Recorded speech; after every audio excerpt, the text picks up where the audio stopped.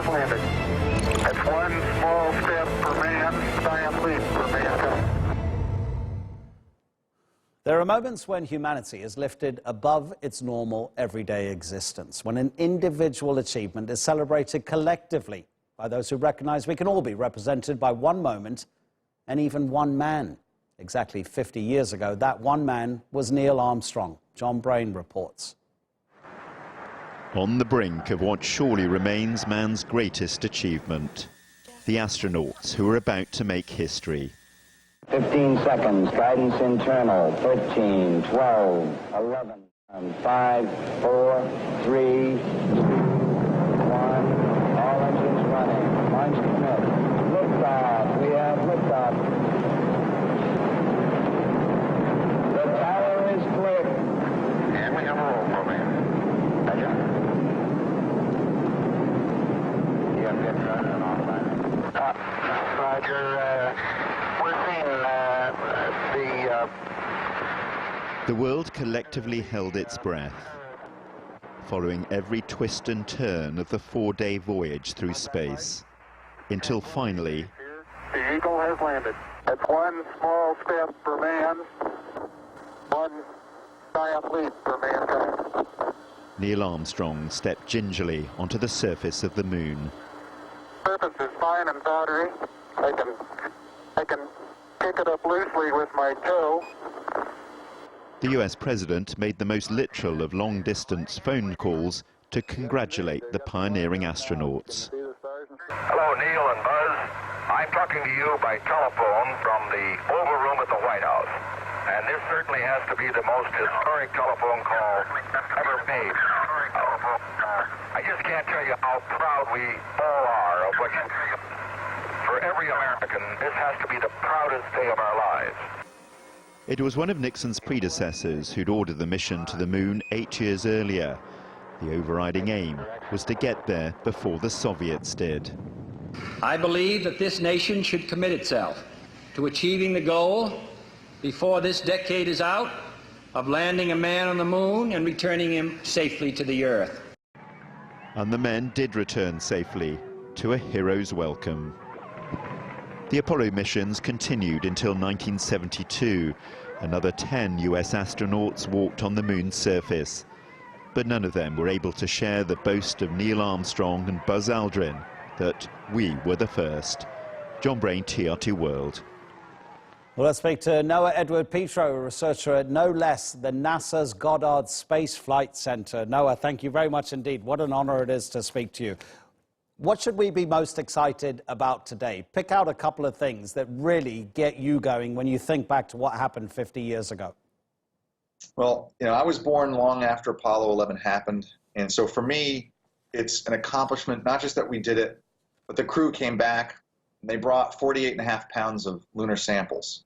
And it's those rocks that live on today and will remain for generations to come as a testament to that incredible accomplishment. It was the first time we had samples returned from another planetary body and really started a new generation, a new era of science and exploration for our solar system. Of course, the stories, the images that the astronauts brought back as well helped everyone be part of the mission with them. And so for me, it's an incredible moment to reflect on not only where we were 50 years ago, where we are today with our understanding of the moon, the solar system, and where we hope to go in the near future with the return of humans to the surface of the moon. So what was found in those rocks? What were the most revealing sort of scientific discoveries? For example, listen, I'm in no way an expert.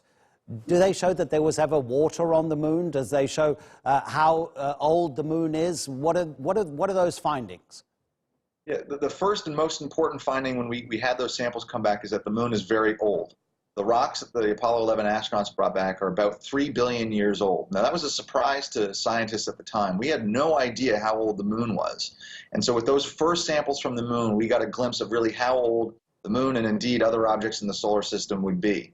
You mentioned water. And at the time of the Apollo samples coming back, the analysis of the rocks, the material that came back said that the moon was dry. We could not see any water in those samples. Well, it turns out that the analytical techniques the methods that we used to measure those samples was not sensitive enough to actually find the water in those samples. About 10 years ago, a new analysis of the Apollo samples actually found water inside those rocks, water that must have come from the interior of the moon. This really set about a revolution in our understanding of the moon, that the moon was indeed wet. Not as wet as any place on the Earth. The moon is drier than the driest desert on the Earth, but indeed that there's water inside the moon, water on the moon. And so our understanding of the moon and its volatiles, the source of water that we know is on the surface of the moon now, is still a mystery. And so without those samples from Apollo, especially from Apollo 11, we wouldn't have that understanding and really have an incomplete understanding of not just the moon, but indeed the Earth's ancient history as well. And so, you know, we're learning new things from the samples that came back 50 years ago, and indeed NASA's about to open samples that have never been studied before in the entire 50 years that we've had these samples on the Earth. And so there's a new era of exploration thanks to the rocks that Neil and Buzz and the 10 other astronauts returned to the Earth. My favorite moon story is that one of the astronauts who stepped on the lunar surface has left there a photograph of his family. What's your favorite NASA Apollo story? Yeah, that moment that Charlie Duke, who is the Apollo 16 lunar module pilot, where he took his family with him. You know, there's so many wonderful little stories. For me, as a geologist, as a scientist, I think I'm most excited about what happened on Apollo 17, where we sent a geologist to the surface of the moon, Jack Schmitt, and he, in walking around at one of the locations they were exploring, kicked up orange soil, and he had this excitement in his voice. There's orange soil on the moon, and immediately began thinking about what could cause it. These are the actual samples, this orange soil that we found water in, and so this was one of those fortuitous discoveries that really would not have happened if we had sent a robot there. It took a geologist on the surface of the moon discovering that. I think another favorite story of mine comes from Apollo 11, where Neil Armstrong, of course, when he landed on the moon, noticed that he was flying and landing near a crater, and unbeknownst to anyone on the Earth, during his 2.5 hours on the lunar surface, walked over and explored that little crater. He wasn't told to do it. He just did it. And he, of course, wasn't announcing to Mission Control in Houston that this is something he was doing. He just did it.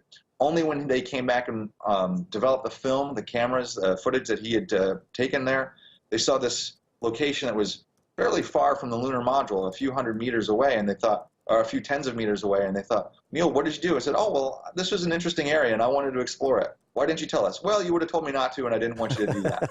So, you know, we sent 12 really incredible human beings. We're fortunate that 4 of them are still with us today. The stories that they tell of not just bravery, but of really of going to an incredible place and doing incredible things serves as an inspiration for me, and hopefully for people all around the globe, especially people who weren't there. We're fortunate that we can hear their voices still and celebrate along with them today as we reflect on the incredible accomplishment of 50 years ago. And it's so great that we have you to tell us about all of this. Noah, really appreciate it. Thanks so much. Noah Edward Petro from NASA's Goddard Space Flight Center.